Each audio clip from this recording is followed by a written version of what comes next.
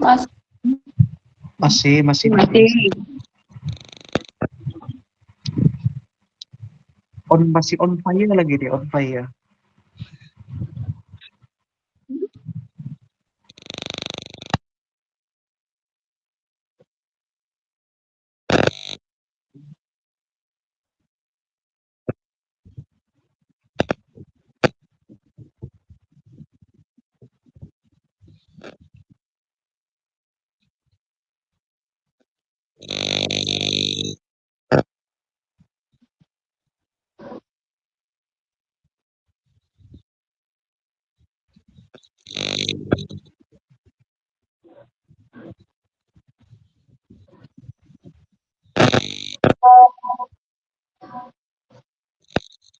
Yohanes berapa?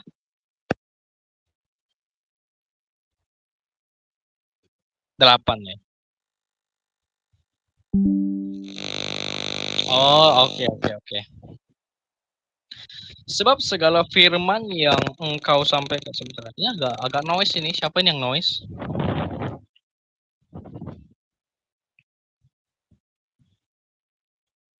Oke. Baik. Yohanes 17 ayat 8. Terima kasih Saudara Jerry.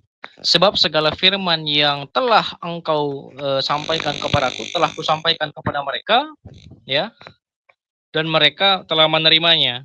Firman menerima firman kan gitu. Yesus adalah firman, logos. Ya, Yesus yang adalah firman logos, Yohanes 1 ayat 1. Enarcheno logos, kai hologos en prostonteon, kai theos en hologos. Tetapi teman-teman perhatikan di situ. Di ayat 8-nya ada nggak kata logos? Nggak ada kata logos di situ. Ya, yang ada kata rema, yaitu remata. Hotita remata. Mana itu? Agak ayat 8. Coba ayat ke Bro Jerry, coba naikkan ke atas, tunjukkan kata remata. Di atas, itu remata tuh. Lihat bagian rematanya saja tuh. Otita remata. Yang ketiga. Otita remata. Ya kan? Otita remata. Nah, itu teman-teman perhatikan. Remata. Ya. Jadi yang diterima oleh Yesus ini remata, bukan logos. Karena Yesus sendiri logosnya. Makanya diterjemahkan ke dalam bahasa Melayu dan bahasa Indonesia, firmannya huruf F-nya itu huruf kecil. Tapi kalau teman-teman perhatikan di dalam coba Bro Jerry buka Yohanes 1 ayat 1. Nah, itu kan firmannya huruf kecil ya. Sekarang kita ke Yohanes 1 ayat 1. Oke. Nah, pada mulanya adalah firman. F-nya huruf besar, perhatikan. Itu bahasa Yunaninya en hologos. Tuh, coba Bro Jerry tunjukkan logosnya. Hologos. Ya. Logos itu yang keempat, baris keempat. Apa namanya? Yang keempat. En hologos. Ah, itu betul. Yang itu logos sebelum kai. Ya, itu betul. Ah, itu logos. En hologos, kai hologos en prostonteon. Itu F-nya huruf besar. Ya, itu logos. Nah, ini hologos, kai hologos en prostonteon. Ya, kai theos en hologos. Jadi logos menerima remata, bukan remata menerima remata, apalagi logos menerima logos. Logos itu adalah logikanya Allah. Ya, logikanya Allah, daya cipta, powernya. Sedangkan remata itu spoken, ya spoken, pembicaraan, ya perbincangan, bicara. Saya berbicara ini remata saya, ya ini remata saya, bukan logos saya. Logos saya ini di dalam pikiran saya, itu logos saya. Ya, jadi Yesus ini bukan perkataan seperti kalau teman-teman Islam menyebutkan kalimat tuh loh, bukan kalimat, bukan hanya sebatas kalimat, bukan. Tetapi logikanya Allah, daya ciptanya Allah. Makanya di dalam Yohanes 1 ayat 3 dikatakan apa? Tanpa dia segala sesuatu tidak dapat dijadikan. Di dalam dia segala sesuatu dijadikan. Sebentar. Yohanes 1 ayat 3.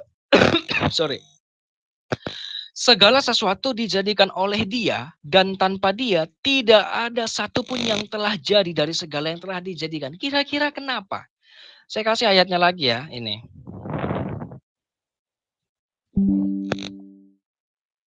Ini di sebentar ya.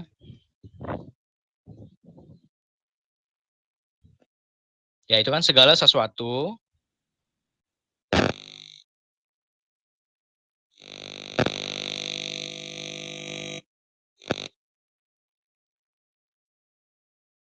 di dalam apa namanya?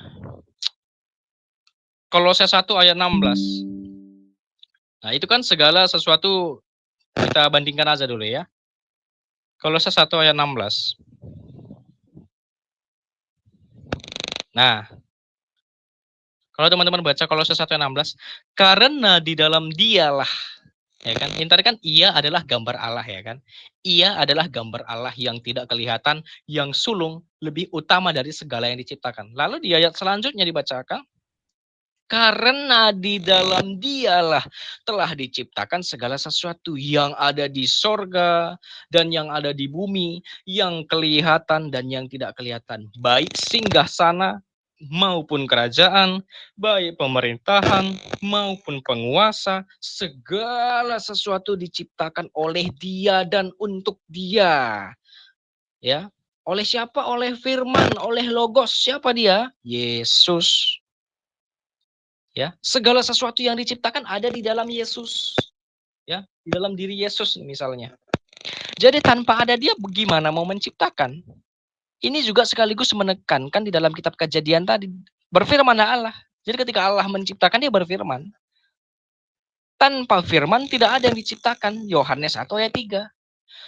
Kejadian 1 ayat 1 sampai selanjutnya, dengan Yohanes 1 ayat 1 sampai 18, dengan Kolose 1 ayat 15 sampai 16, ini satu hakikat, sehakikat berbicara tentang penciptaan.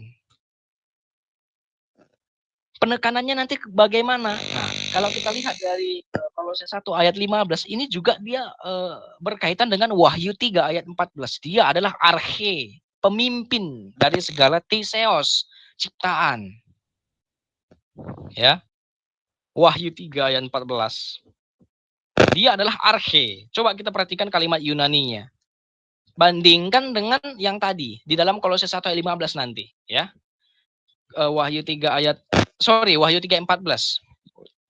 Nah, Kaito Angelo tes en Laodikeia Ecclesias Krasponta de legeiho amen ho martus ho pistos kai ho aletinos he arche testiseos, ya, ktiseos hoteos.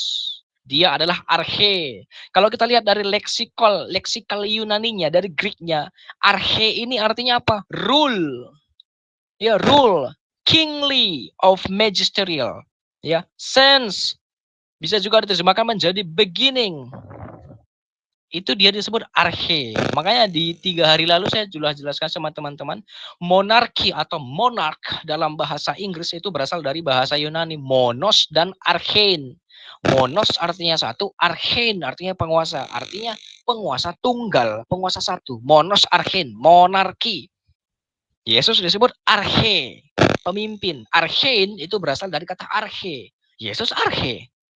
Nah, sekarang kita bandingkan dengan Kolose 1 ayat 15 tadi dalam bahasa Yunani. Ya. Kolose 1 ayat mana ini? Nah, Kolose 1 ayat 15. Nah, dia adalah gambar Allah yang tidak kelihatan. Hos estin eikontoteo, ya. Tu auroto prototokos pases tiseos. Nah, lagi-lagi berbicara tentang kehakikatannya dengan Allah. Dia gambar Allah tadi. Dia yang mewakilkan Allah. Kenapa? Karena di dalam Yohanes 1 ayat 18 tadi, Allah kan nggak bisa dilihat. Allah itu nggak bisa dilihat. Allah itu roh. Kenapa? Karena di dalam 1 Timotius 6 ayat 16, dia bersemayam di terang yang tak dapat dihampiri. Kita nggak bisa datang ke sana. Ya, 1 Timotius 6 ayat 16 ini ada kaitannya dengan Yohanes 1 ayat 18. Allah tidak dapat dilihat. Suaranya tidak pernah kau dengar dan rupanya pun tidak pernah kau lihat, kata Tuhan Yesus. Tunjukkanlah Allah itu pada kami. Ya kan? Gitu kata para rasul kan?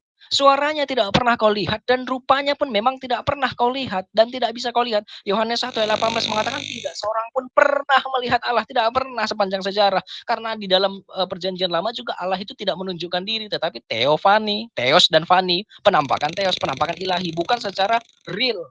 Tetapi di dalam perjanjian baru, ya karena Allah yang tadi tidak bisa dilihat, untuk mendekatkan dirinya kepada manusia, dinujulkan firman yang sehakikat dengan dia, prostonteon, ya anak tunggalnya monogenes, monoginomai, monos ginomai, anak satu-satunya yang dilahirkan tunggal sesuai dengan kehendak Bapa yang ada di dalam Yohanes 6 ayat 40 tadi, sesuai juga dengan Yohanes 3 ayat 16. Nah, kan kena semua ayatnya kan?